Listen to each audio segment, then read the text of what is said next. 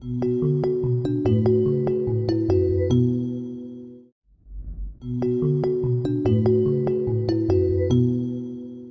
session is called Communicating Inclusively with Your Audience. Fairly self-explanatory, but I think we're going to learn a lot through this panel. And I have the great pleasure of introducing your facilitator today, Liz Martin, who is, I've got a few things going on here, Arts and Development and Training Manager at Accessible Arts. Liz is an independent musician and advocate, and she's also the Deputy Chair of Arts Access Australia. So I'll leave you in Liz's capable hands. Thanks, Liz.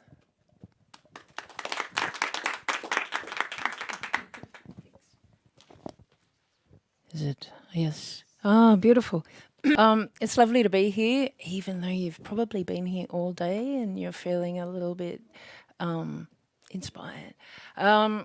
So we are going to speak access and inclusion, and really try to keep it with a lot of tips that you'll be able to walk away with and implement this evening, tomorrow, for all the information you distribute and your events, so that you're right on the. So there'll be lots of practical tips within this session. We have a beautiful panel of speakers who are in one way or another associated with accessible arts.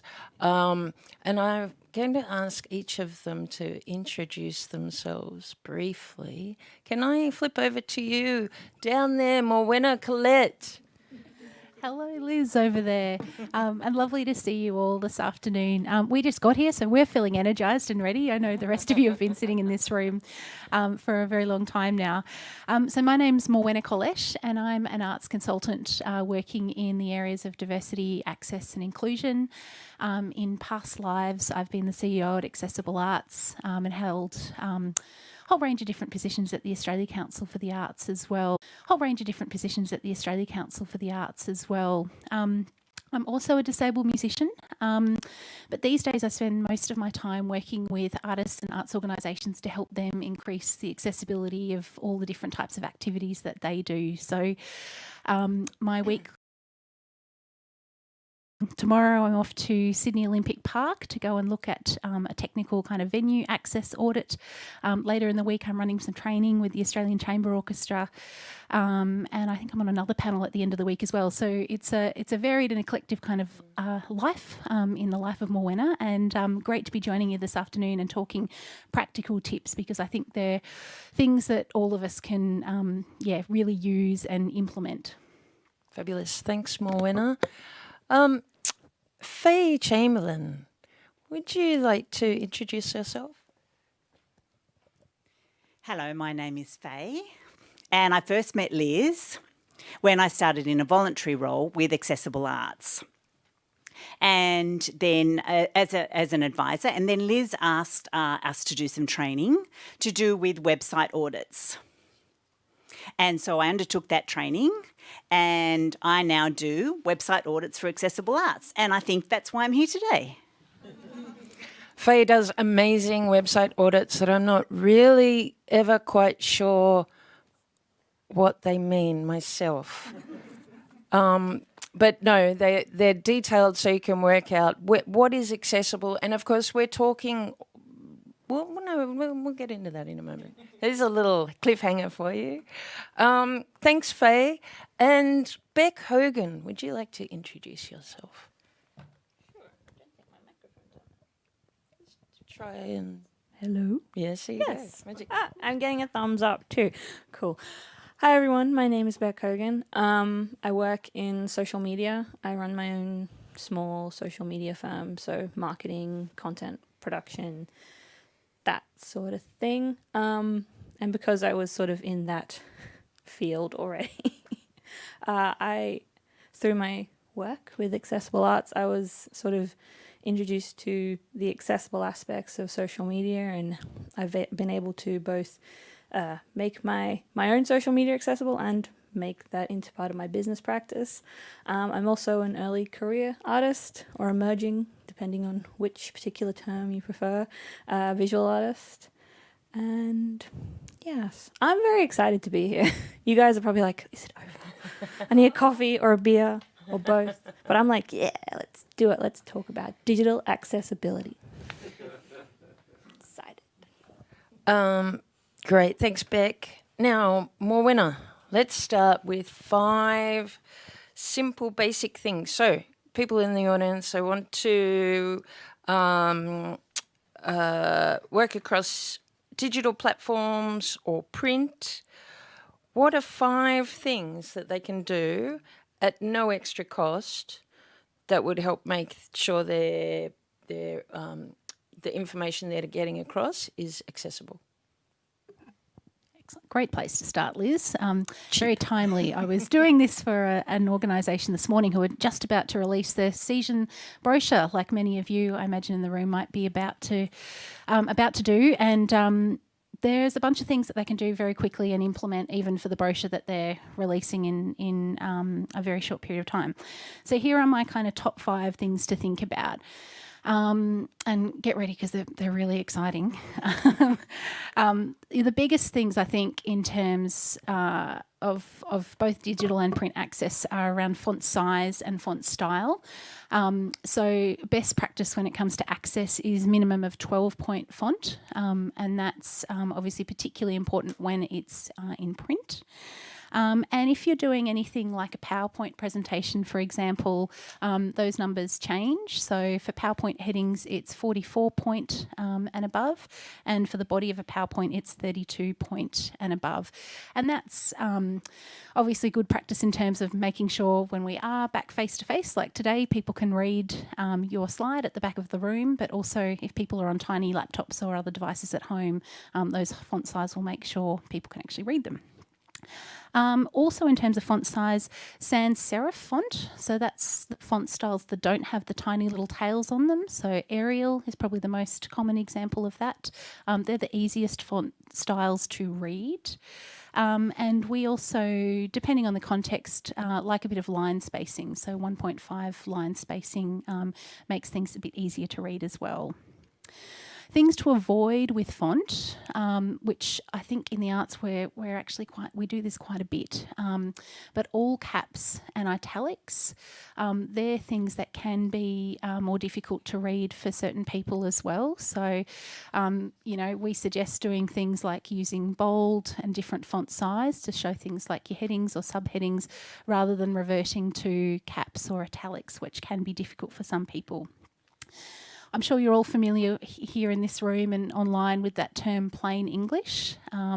So, of course, everything that we write, we want to be clear, simple, structured in a way that it's easy to understand. So plain English is really important. And I think online, and Beck might talk about this a little bit later on, but I just wanted to mention alt text and image descriptions. Beck, are you going to touch on that so I can skim over that? Yeah, Yeah. but, it's always good I'll to leave talk it to about. you. We'll mention it a few times because this one's really important. And another cliffhanger, because Beck will tell you what that is later on. But my final thing on my top 5, if I've counted correctly, is also to think about alternative formats for things. And the classic trap, I think, for arts organisations online is putting documents up on your website that are just in PDF form. Now, unless your PDF has been designed to be an accessible PDF or called an interactive PDF, it won't be able to be read by anyone who uses a screen reader. So we recommend, if you are using PDFs, either make sure they're accessible or have an alternative version such as a Word or an RTF or HTML version as well, which can be read by screen readers, which people with vision impairment use.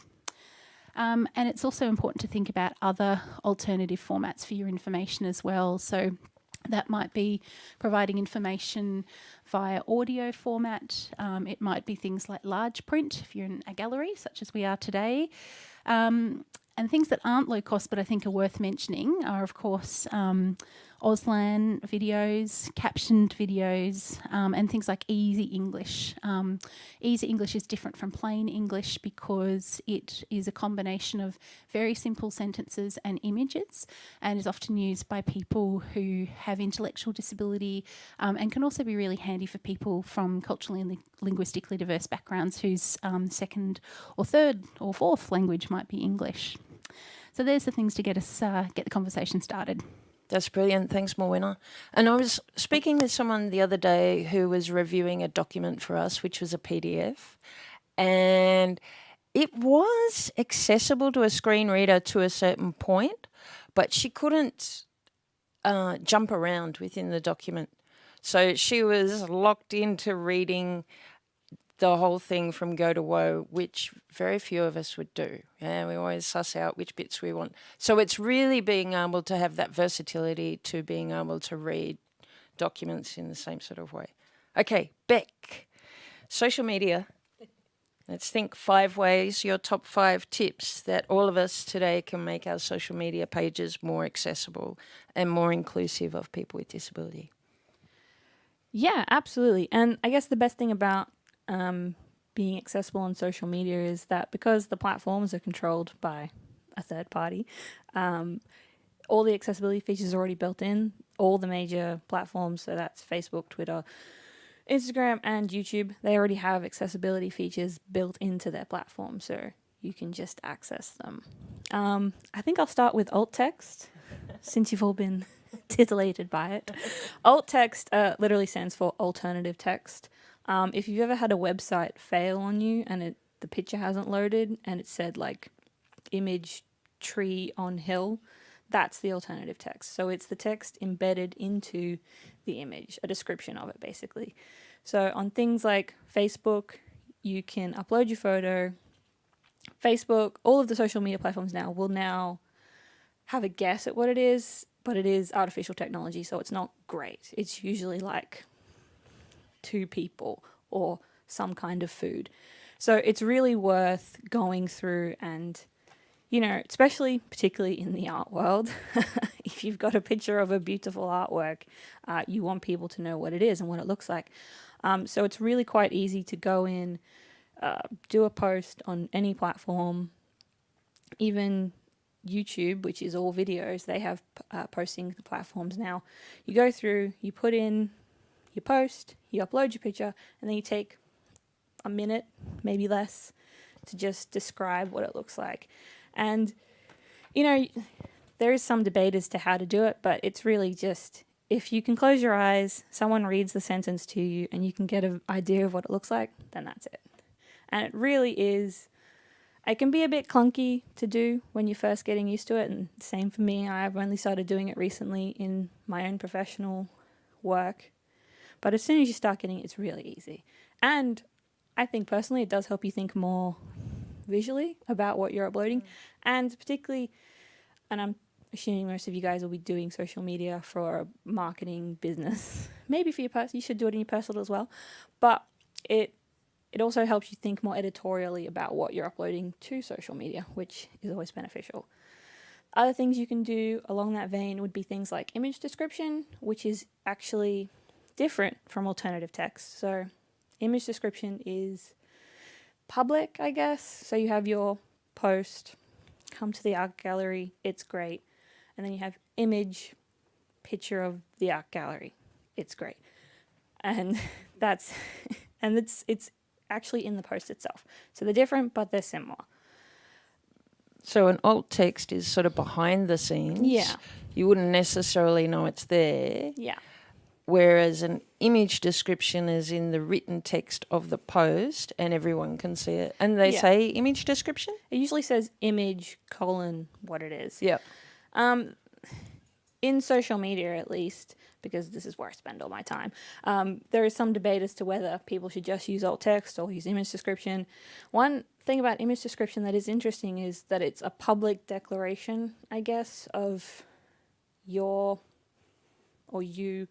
trying to make something more accessible to people who are blind or people who have low vision.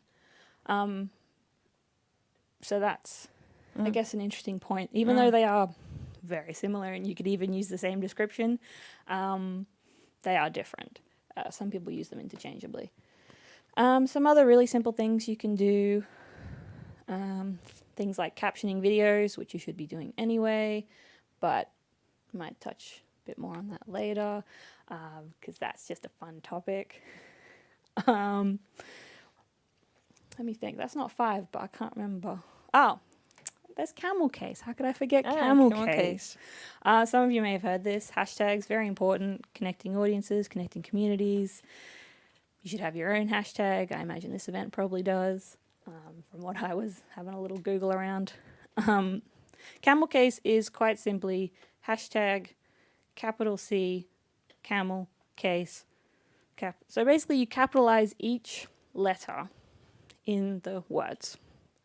And that's camel case. And basically, it's The good. first letter. The The first first letter. letter of each word. Yeah. See, Yeah. it's visually quite easy to explain. Yeah. But it's actually quite difficult to explain with words. So you capitalize the first letter of each word. Yeah. In the hashtag.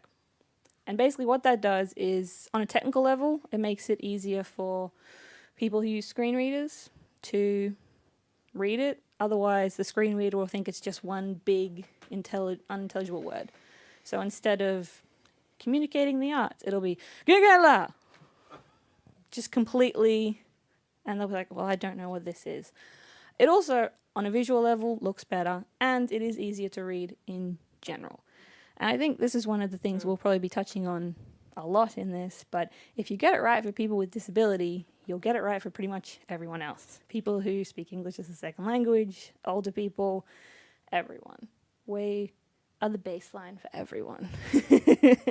I know that's not 5, but Well, hang on to there's the a other. bit of you have overlap. So have I'm a have a little thing gonna hold in the back. meantime, and we'll come back to social media for sure. Faye, let's talk Auslan and captioning for a moment.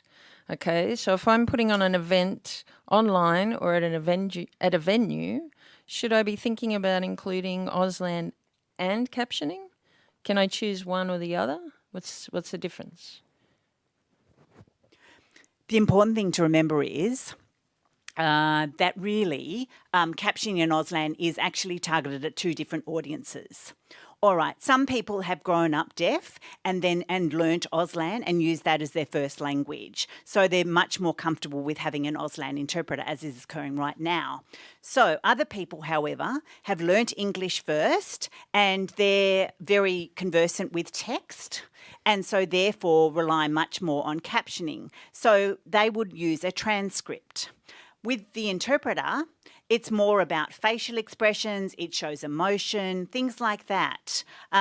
So it allows deaf people to actually be fully included, whereas captioning is just translation. So a deaf person might be able to read the captioning, but may not be able to ask questions because it's a one-way type of communication. Auslan interpreters allow people to actually participate and be engaged. And I think that's really important to remember. Deaf people may have issues with speaking and may not be comfortable with speaking. And so, but there can also be issues in terms of reading captioning because sometimes people that can hear actually don't speak clearly. And so the captioning comes out incorrectly. And of course, it might be voice to text recognition, and that might be difficult as well because the automation may not be totally appropriate. So I think it's really important to ask people what they like, what they prefer, because every deaf person and every hard of hearing person is different. Some people will use interpreting, other people will use captions. It's really very much individual preference, but it's about providing both types. Fabulous. Thanks, Faye. All right, Morwenna, what is this audio description I keep hearing about? What is it? Who is it for? I'm so glad you asked, Liz. So we've just talked Auslan and captioning, and I guess the third most common access service provision that we're seeing at events at the moment is audio description. And audio description is something that is provided for the blind and low vision community. And if we think back kind of pre-COVID, where it would often be found would be in theatre theatre shows where there would be a professional audio describer sitting at the back in a bio box, something like that, and they would be speaking into a microphone, and blind or low vision audience members would be wearing a little headset, and they would be describing what is happening visually on a stage in a theatre production. In the context of events, audio description is also really important as well. We're probably seeing less professional audio description services being offered at conferences and panels. Quite often we're seeing speakers do audio description themselves. It's not something we actually did today, Liz, but often on panels like this one we would. And so if I was to do a brief audio description of myself right now, so I'm Morwenna, I'm a woman clinging on to my late 30s. I have dark brown hair. Today I'm wearing some grey rimmed glasses, and I have my hair pulled back in a bun and wearing a black dress and sitting on a high stool with a curtain behind me. And I think when we are thinking about audio description in the context of conferences and events, something we need to do is make sure that if you don't have a professional audio description service, that you encourage speakers to describe any images or videos that they're showing on a screen. That's often something that we see being forgotten. And again, it's just about, obviously, inclusion for anyone who wouldn't necessarily be able to see that imagery. So finding a different way to convey that content through an oral form rather than a visual form. So good, so clear.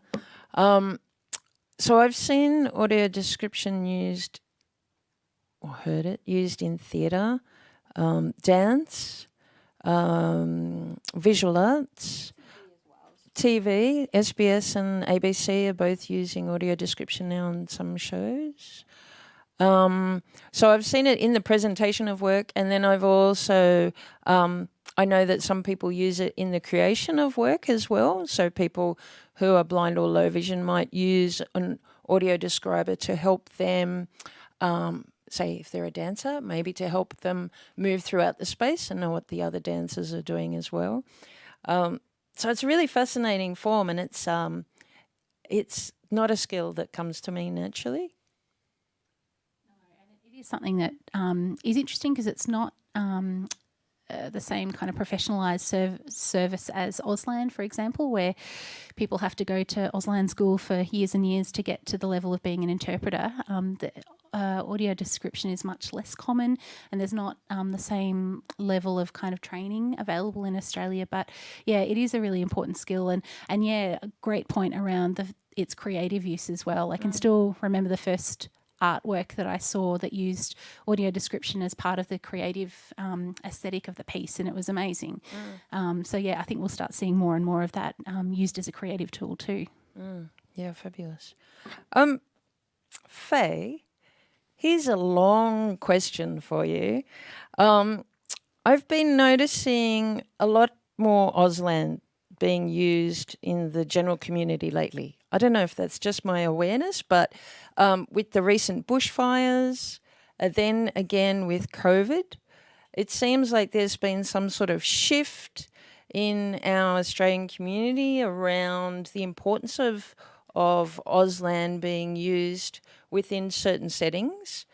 Again, I see it in webinars, meetings, training sessions, big arts events, opening night. There's often Auslan interpreters, right? But then I've never seen, and is this a thing? I've never seen, say, an Auslan interpreted film. There seems like there's a few gaps. Do you find that there are gaps? Which areas do we as a community need to focus on increasing Auslan interpreting? I feel that there's lots of gaps, particularly within regional communities. For example, in the Northern Territory, where if we look at COVID and they had interpreters, then they would actually use interpreters from other states, not from their own state, because they only have one full-time interpreter there, and she's recently retired. So they need to really attract interpreters from other areas. They don't have anybody living in that particular area that can use that can do Auslan interpreting. So it means the deaf community has limited access to bushfire information, and I know that families there don't necessarily get the same information as their hearing counterparts. Let's say somebody needs to evacuate, they didn't necessarily get the information because maybe the news wasn't captioned, there wasn't an Auslan interpreter available on the TV. So, and often even if an interpreter is provided, they will actually be cut out in the image by the people, the film crew. So we've had to really do a lot of work to ensure that networks actually ensure that Auslan interpreters are in picture. Even though they have been filmed, sometimes they're taken out of the final news coverage. So I think particularly in regional communities, I think that's where I see gaps. I think other gaps, if we look in films and theatre, I know recently we've had more interpreters in different shows and interpreting for music, but they're still not sufficient. We have a lot of people that actually require interpreters, but unfortunately the supply doesn't meet the demand. Sometimes people get the right training to become interpreters, but I think, and that's increasing, but I think there's so many people that require that training and so much demand, we need to enhance the amount of training that's provided. I think, for example, in terms of film, I've never actually seen an Auslan interpreter on film. So I think that's another gap. And I think we actually need to see more interpreters also within science as well. Science is a really important area, and it's creative. And I think in terms of experimental work, I think that's where we could really start to see more interpreters as well. Oh, brilliant. Thanks so much, Faye. Morwenna, with these, so we've got Auslan, we're putting on an event. Here almost. We have Auslan, we have captioning, audio description. If I have Auslan, captioning and audio description on my online event, it sounds like maybe busy. Is that going to get busy? Is that going to get overwhelming for people? What's a way around that? Certainly could, Liz. Yeah, I think overwhelming is definitely the word of what it could be, particularly because we know that there are some people with disability out there that do find certain access services distracting, I guess, from the focus that they may need to concentrate on an event. So I might give the example of, I recently worked on the access program for the LiveWorks Festival. It happened at Carriageworks a couple of weeks ago, and we had a mix of in-person events and also works that were commissioned specifically to be digital works, and then we also live streamed some live works as well.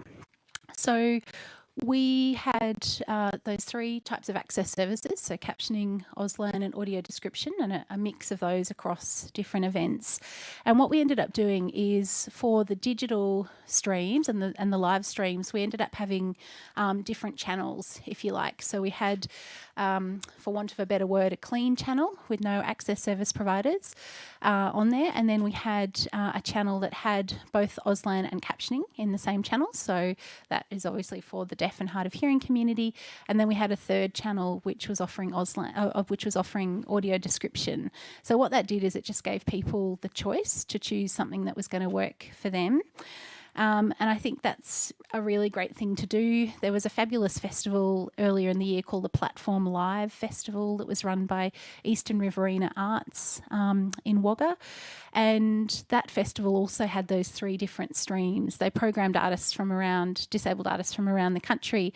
And I think they were the first event in Australia that I saw did those three different types of streams. And Adam Bannister, who's their event production manager, amazing guy. He's usually pretty happy to chat to anyone about this kind of stuff. And I think it was, a real game changer in terms of how we think about how we're providing digital access, because it doesn't have to just be everything on one screen all the time. So breaking it up can be useful. Thanks, Morwenna. Beck? let's talk social media some more. What are some other things I can do to make my social media accessible?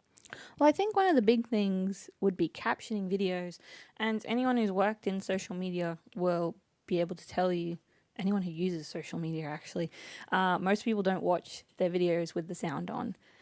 So if you're not captioning your videos, then people aren't going to understand them. That would probably be the biggest. It is time consuming, but I think one of the biggest things that I've learned is that technology really has changed the game. I'm reluctant to say game changer, but it really has. There's auto captioning services that are much more reliable than they used to be. That's auto captioning for video, not live captioning. That still seems to struggle. So yeah, there's things like that. I also think, representation, having diverse types of content, diverse artists, diverse creators, can offer a really unique perspective. And, the people in this room have a unique chance to uplift disabled creators. And I think that would be, that's a really great way to make your content more accessible, because people with disability do tend to think about these sorts of things. So that would be my 2 things. Caption your videos and, have some diverse content. And Faye, with these website audits you've been doing online for accessible arts, what are some of the things you're finding again and again? What are some of the key elements that people are? The number one is the low colour contrast. I can tell you in one. Because, arts is obviously very visual and you want to show the beauty of it, but people just tend to put things on and make a kind of what they think is a beautiful picture, but there's not much contrast. It can be very busy. And, for example, some organisations have their brand colour, and they might say in their website there, and then everything becomes very busy because everything is of a similar colour. So I think that's a major error that organisations make, that they put too much on. It's white and black possibly, and on a coloured background, and it can tend to be very busy. But I think it's much better if you put like 4 to 5 to 1 is the ratio in terms of colour contrast. I know like with the web AIM that I've seen that about 85% are less colour, don't have the required colour contrast and make mistakes in that area. And it really all links to colour, like light on light, for example, not sufficient background contrast. There are many, many different issues. So I think the best one is black on white, really. And a lot of people, but so many people put so much on their screen. And when I've done the audits, what I've seen is they might have white text and then a tan background. And it's all merged into one. It all blends into each other. So one thing that I think is really important to remember is never use colour to actually express images. I think, for example, maybe you might put a form on your website, and then, for example, somebody might type in something incorrectly, and then I think many people would put red text, for example, and I think if you're colourblind, or it can be very difficult to read that red colour. So another thing that I found also is that many times, as Morwenna and Beck were just saying, in terms of alt text, that's an issue. Many people maybe go to 4.1.1 or whatever it is. They don't actually realise when, well, hold on. For example, let's say that I'm introducing a friend here. Then I wouldn't say this is 4.1.1.7.8 or whatever. That's not how it goes. So alt text should actually show what's in the picture. What does that actually do within that picture? So, okay, so for example, what it links to, you need to really be clear in what is in the picture. And I think many organisations are making that mistake. I think also they might put the file name in the alt text, and that's another issue. That's another problem. So, okay, and it makes issues for screen readers. and it can be very difficult to read, and people then need to review it again and again and again. So the other issue might be with alt text as well is people think that it's the same as captions, but it's actually not. It's actually, if you've got a caption and then alt text, it's actually duplicating what's already on the caption. So you need to just ensure that there's landmark. Well, if you're looking at landmarks, say for example, you might be driving to a particular address, but you might say where is your house. You might just say you wouldn't say New South Wales and find it. It's a bit like that. That's the analogy that I can give. You need to be much more explicit, much more accurate within your website design, with headers and footers and main and navigational aspects. So I know that I recently looked at a website that didn't have any landmarks in it, which meant that people had to read everything from top to bottom, and people can't necessarily still find what they want, and it's a very monotonous or boring way to do it because they have to keep reviewing and reviewing to find the information that they want. I think also heading structure can be an issue too. In many times what I see is people put things in the wrong order or structure it incorrectly, and I think people need that structure so that they can actually find what they want. Some people will say that they want one particular issue or topic and they don't want to read the whole thing. They actually just want to find each particular area of it. So, and I think people tend to put things all over the place. You might have heading 1 at the bottom when it should be at the top. I think it can be very confusing for people, and that can be very difficult for people. One other thing that I found a few times is very small text shown on website, and I think it needs to be 16 point or above. And a lot of people think that 10 point or 12 times 12 point is okay, but it's not because it makes it so small on the website. I think 16 point times whatever is really important. You need to ensure that you have the right font size to be able to be readable. It's not the same as what you do in documents. It's very different what you the font size that you use on websites. Thank you so much to our panel. We could talk font size, color contrast, and all sorts of access details for hours, but we have run out of time. So a huge thank you to Morwenna Collett, Faye Chamberlain, and Beck Hogan. And anytime you want to talk access and inclusion, give us a bell at Accessible Arts. And thanks for today. Appreciate it.